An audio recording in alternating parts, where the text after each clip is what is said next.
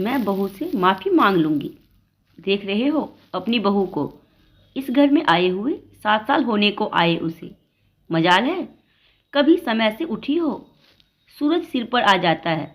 सुबह की चाय भी मैं ही बना के पिलाती हूँ तुम्हें। तुम जब दफ्तर जाते थे देखते थे 4 बजे ही उठ जाती थी मैं।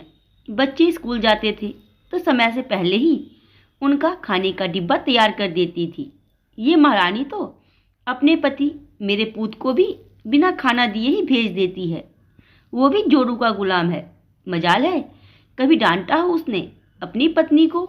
तुम होते तो मेरी खाल उधेड़ देते। हाँ नहीं तो आजकल की बहुएं सिर चढ़ गई हैं। कोई देसी पकवान नहीं बनाती, पूरे दिन फोन से चिपकी रहती है। आज तक मेरे पाँव न दबाए इसने। चाहे इसके सामने कितने भी पैर पकड़े रोती रहूं मैं। एक मैं थी तुम्हारी अम्मा के घंटों तेल से मालिश करती। जब तक हाथ भर भर आशीर्वाद ना दे देती तब तक ना उठती, चाहे कितनी भी थकी हो। तुम भी तो जब नौकरी से महीनों के बाद आते तो मेरे पास ना आकर अम्मा बाऊजी के पास ही बैठ जाते, उनकी खैर खबर लेते। दूसरी तरफ तुम्हारा लाल अपनी जोरू के पास ही जाता है। आते ही मन तो कर रहा है मेरा आज रिया जी का गुस्सा 7वें आसमान पर था। भाग्यवान अब चुप भी करो। अगर बहू ने सुन लिया ना तो तुम्हारी खैर नहीं। इतना जोर जोर से चिल्ला रही हो, सो रहे हैं सब, आवाज़ साफ जा रही होगी।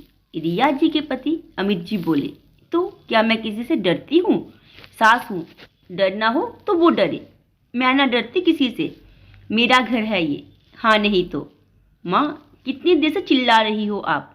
आज संडे है, आज तो सोने दो। मैं सोच रहा था अब चुप हो जाओगी आप। आपकी रोज रोज की सुबह की महाभारत से तो हम परेशान हो गए हैं। इसलिए मैंने और तुलिका ने फैसला किया है कि अब इस घर में नहीं रहेंगे हम। बाहर घर देख लिया है किराए पे, वही जा रहे हैं कल से रहना आप आराम से इस बड़े से घर में। पापा आपको चलना हो तो चल सकते हैं। आपको सफाई देने की जरूरत महसूस नहीं होती मुझे माँ। अब चिल्लाना मत माँ। कुहू को रात से बुखार है, रात को उल्टी भी हुई, थोड़ी देर पहले ही सोई है। बेटा राज और बहू तुलिका रिया जी के सामने खड़े थे। माँ जी कोशिश बहुत की कि ये घर ना छोड़ना पड़े, पर आपने मजबूर कर दिया है ये कदम उठाने पे।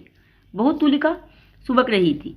चलो तुलिका अब तैयारी करनी है जाने की, आज ही सामान ले जाना है। राज तुलिका का हाथ पकड़कर कमरे में चला गया। लो चला ली ना तुमने रिया अपनी ही गर्दन पर छुरी। जो 2 रोटी चैन की मिल रही थी हमें वो भी बंद करा दी। बेचारी बहू के 2 छोटे बच्चे हैं, रात भर जागती है वो, नहीं उठ पाती सुबह। उठने के बाद तो चक्कर घिन्नी से घूमती है वो। आज तक अपना एक कपड़ा भी तुमने अपने हाथ से धुला है जब से बहू आई है। एक कप चाय क्या अपने हाथ से बना लेती हो सुबह, पूरे दिन वही गाती रहती हो। राज समझता है बहू को, वो भी जानता है तुलिका अपनी जगह सही है। उसके ऑफिस में कैंटीन है, खाना खा लेता है वहाँ, तो क्या बुराई है। समय के साथ तुम नहीं बदली रिया। मैं तो सोच रहा हूँ मैं भी।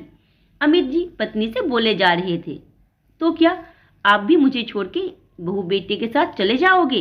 रिया जी की आंखों में आंसू भरे थे। नहीं, सोचा तो था, पर पत्नी का साथ देना पति का धर्म है। इस हाल में तुम्हें बुढ़ापे में छोड़कर नहीं जा सकता। जी मैं बहू से माफ़ी मांग लूँगी, उन्हें कहीं नहीं जाने दूंगी। कैसे रहूँगी अपने बच्चों के बिना? पहले ही समझा देते मुझे आप ये बात तो।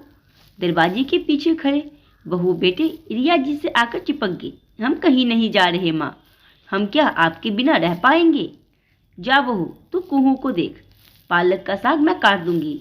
अमित जी गर्दन पर हाथ रखकर इशारे में बोले, गर्दन पर छुरी चलने से पहले ही बचा ली तुमने रिया। तो आज की इस कहानी के बारे में आप लोग अपने में जरूर दें। और कहानी पसंद आई हो तो वीडियो को लाइक, सब्सक्राइब और वीडियो को शेयर करना ना भूलें।